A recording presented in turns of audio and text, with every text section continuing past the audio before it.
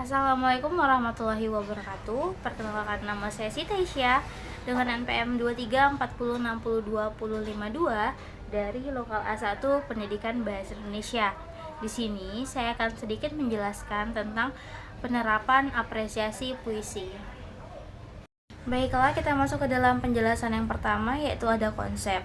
Apresiasi puisi melibatkan pendalaman makna melalui kegiatan mendengar atau membaca dengan penuh penghayatan. Prosesnya meliputi tahap penikmatan, pemahaman, dan pengungkapan pengalaman puitis.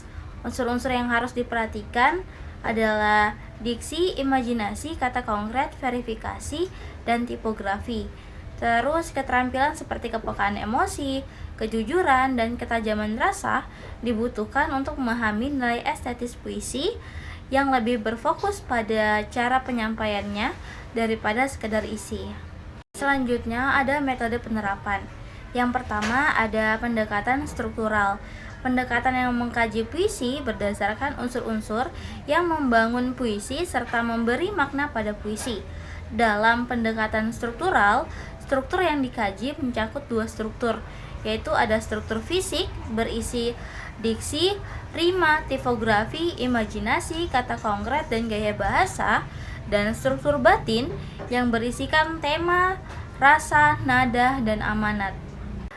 Dalam puisi tersebut, diksi ada yang bernada muram, seperti buih lautan, sarih gelombang, sampan sepi, rumput ilalang, keremangan malam, yang dikemas dengan makna mendalam.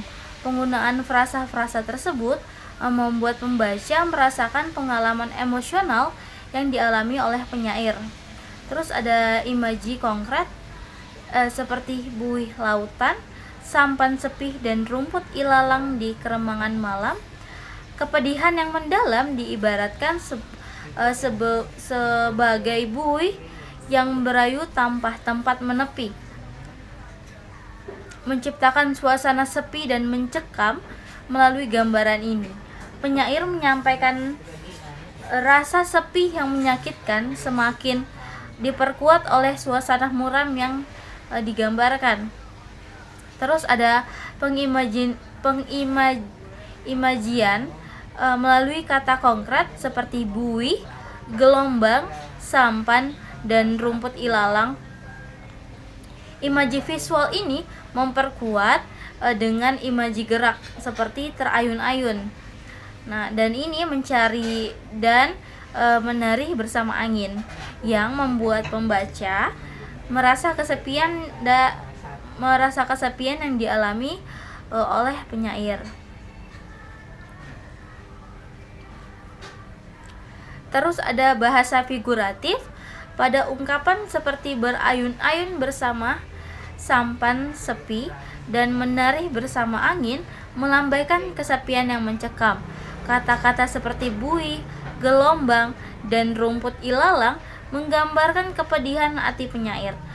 Gaya bahasanya adalah paralelisme, juga digunakan untuk menegaskan perasaan tersebut. Terus ada verifikasi melalui paduan bunyi di akhir larik. Pada bait pertama, pola yang digunakan adalah A, B, B, terlihat pada gelombang, sepi, dan menepi. Bait kedua mempertahankan pola yang sama dengan pola yang sama itu A, B, B, yaitu malam, sepi, dan berbagi. Namun pada bait ketiga, pola persajakan berubah menjadi A, A, A, seperti kata abu, menuju, dan biru. Terus ada tipografi konvensional terlihat pada struktur baris dan bait yang dipengaruhi oleh puisi lama. Terdapat 3 bait, masing-masing berdiri dari 3 perzinaan. Terus ada perasaan penyair pada saat menciptakan puisi tersebut, yaitu perasaan pedih, sepi, dan sendiri. Terus ada tema puisi ini adalah kesepian yang menimbulkan kepedihan. Kepedihan hati penyair terungkap melalui analisis struktur fisik puisi. Melalui analisis struktur fisik puisi termasuk diksi, kata konkret, pengimajian, bahasa figuratif, dan verifikasi. Nada puisi tersebut yaitu nada bercerita sambil meratap. Terus nada puisi tersebut yaitu nada bercerita sambil meratap. Amanat puisi tersebut menyatakan bahwa penyair ingin mengungkapkan kesepian yang dialaminya yang menyebabkan hatinya pedih dan tercekam. Yang kedua ada pendekatan semiotik. Pendekatan dengan mengkaji puisi dengan memaknainya melalui tanda-tanda bahasa. Dalam pendekatan semiotik ada 3 unsur yang dikaji, yakni ikon, simbol, dan indeks. Sebagai aplikasi pendekatan semiotik ada puisi Notaben, Aku Kangen karya W.S. Rendra. Ikon di dalam puisi ini terdapat hanya 1 ikon. Ikon tersebut terdapat pada baris puisi ketiga pada bait kedua, yaitu warna-warna kehidupan berpendar-pendar menakjubkan. Dalam baris puisi tersebut, kehidupan digambarkan sebagai lampu yang memiliki pendar warna yang menakjubkan.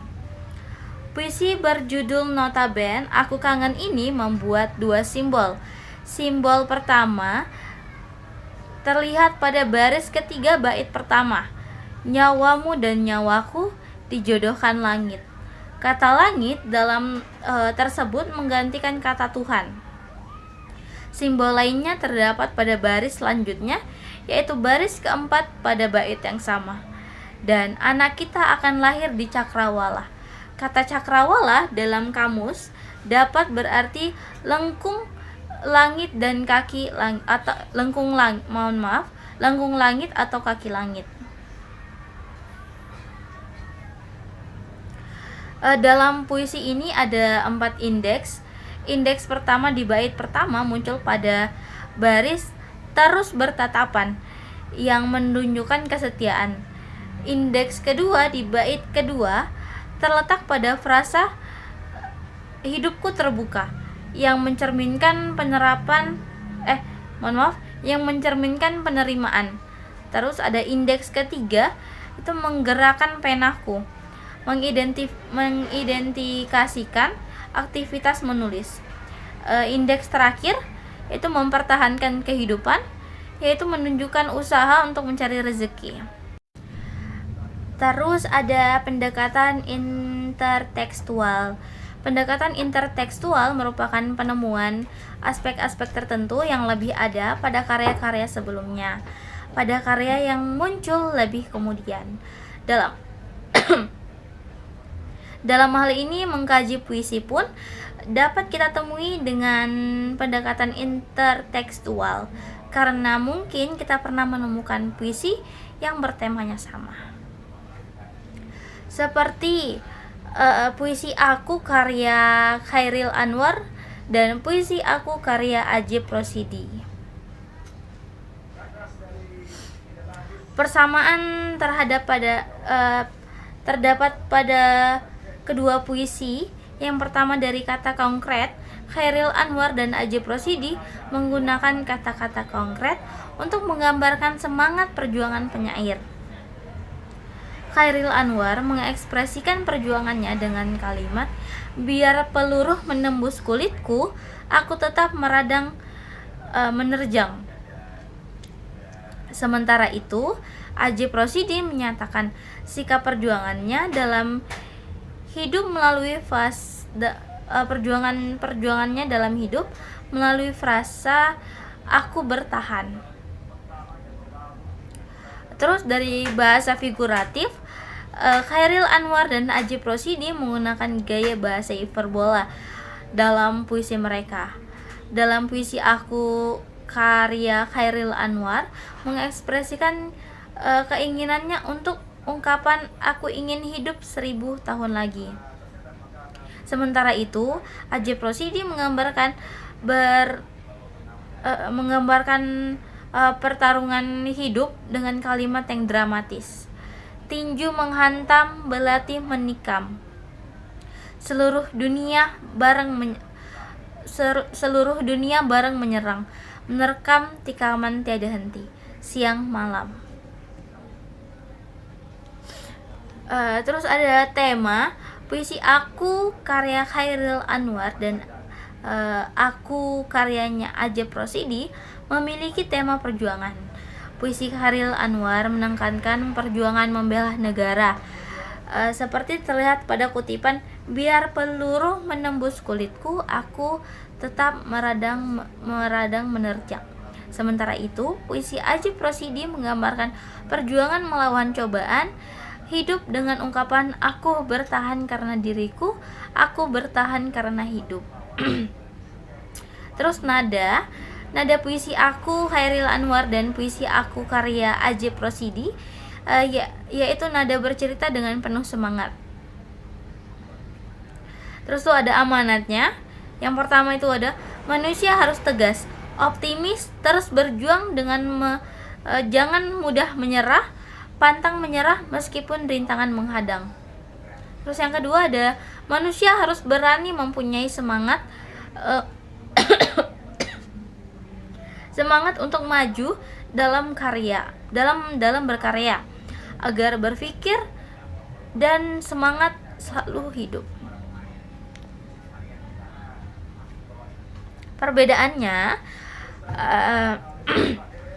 puisi aku karya Chairil Anwar menggunakan tipografi konvensional yang masih seperti puisi lama. Sedangkan tipografi puisi aku karya Ajep Rosidi yaitu menggunakan tipografi non konvensional.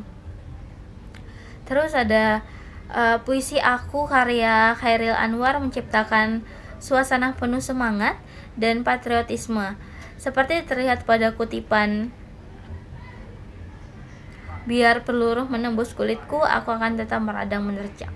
Sebaliknya, puisi aku karya Ajep Rosidi menggambarkan suasana sedih yang dialami penyair, tercermin dalam kutipan, muatan duka nastapa yang kuterima ganda ketawa.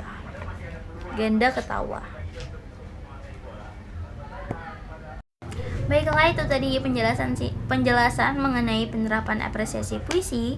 Kurang dan lebihnya mohon dimaafkan. Billahi taufiq wal hidayah. Wassalamualaikum warahmatullahi wabarakatuh. Bye bye. See you the next video.